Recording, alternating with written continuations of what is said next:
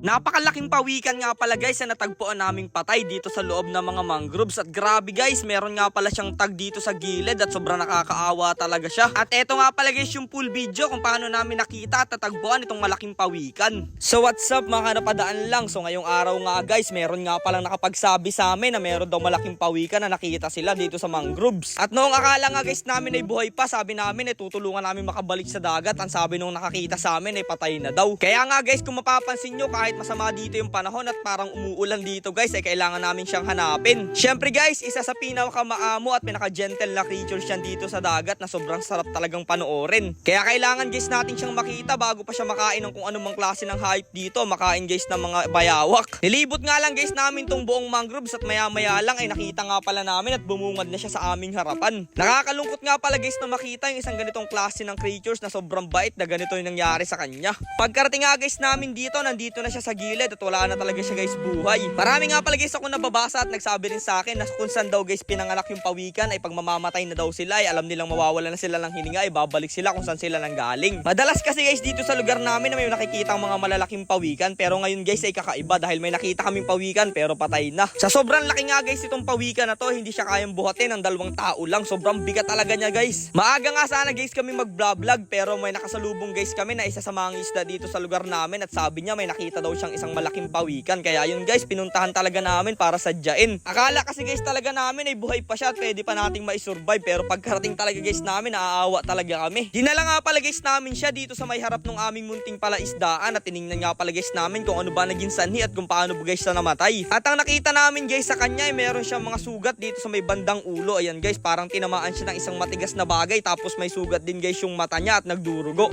At kung mapapansin nyo guys dito sa kanyang balugbog, may mga tama rin guys ng parang mga bato or ano man guys ang tumama dyan, di kami sigurado.